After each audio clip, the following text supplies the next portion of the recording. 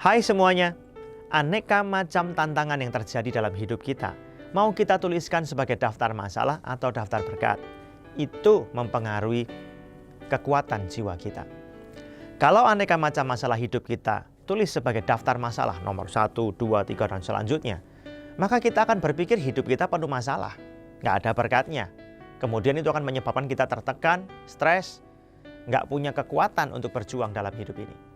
Tetapi jika kita tuliskan sebagai daftar berkat Tuhan, maka itu akan membuat damai sejahtera, sukacita melimpah dalam hidup kita. Coba lihat Yosua pasal 12 ayat 1. Inilah raja-raja negeri yang dikalahkan oleh orang Israel dan yang negerinya diduduki mereka di seberang Yordan ke arah matahari terbit dari sungai Arnon sampai gunung Hermon serta seluruh Araba Yordan ke arah timur. Mulai Sihon sampai Tirsa. Ada 31 raja yang dikalahkan oleh mereka. Artinya apa sih sebetulnya itu 31 masalah, 31 tantangan. Cuman Alkitab tidak menuliskannya sebagai 31 masalah. Alkitab menuliskannya sebagai 31 berkat Tuhan. 31 raja, 31 negeri yang ditaklukkan oleh Yosua dan orang-orang Israel. Tadinya itu tantangan, tadinya itu masalah. Tetapi karena Tuhan menyertai mereka, satu persatu itu diselesaikan dengan baik. Cuman lucunya ada yang begini nih. Sebetulnya masalahnya cuma satu, tapi ditulis berulang-ulang kali dalam pikiran kita. Nomor 1 masalah A, nomor 2 masalah A lagi, nomor 3 masalah A lagi, nomor 4 masalah A lagi, sampai nomor ke-100 masalahnya ya A saja. Satu masalah kalau kita pikirkan berulang-ulang, sama saja dengan kita menjadikan itu banyak masalahnya. Oleh karena itu tidak heran ada banyak orang stres, tertekan, khawatir, takut. Karena satu itu dipikirkan terus-menerus. Pikirannya dipenuhi dengan semuanya itu. Dilipat gandakan sendiri, stres sendiri, bingung sendiri.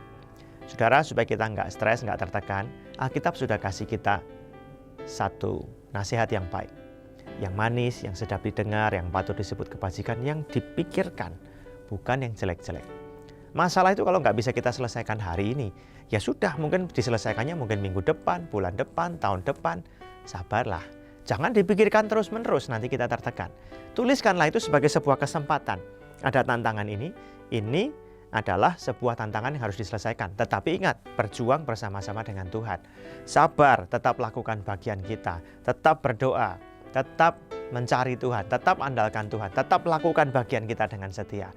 Akan tiba waktunya di mana satu persatu masalah itu akan selesai dengan baik.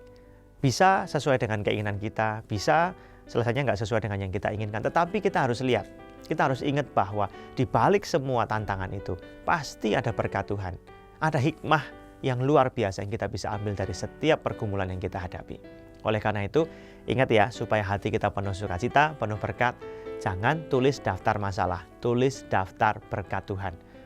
Terus kalau hari ini masalahnya masih ada gimana? Nggak apa-apa, tulislah sebagai daftar kesempatan di mana Tuhan bisa menunjukkan kuasanya, pertolongannya dalam hidup kita.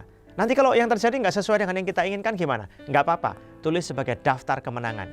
Hati kita tidak kacau, hati kita tidak goyah, iman kita nggak runtuh meskipun yang kita inginkan tidak terjadi. Tetapi kita tetap percaya bahwa di balik semua yang Tuhan izinkan ada hal baik yang tersembunyi yang adalah berkat buat kita. Oleh karena itu, iman kita tidak ditentukan oleh keadaan, tetapi iman kepercayaan kepada Tuhan bahwa Tuhan itu baik, nggak tergoyahkan oleh apapun juga.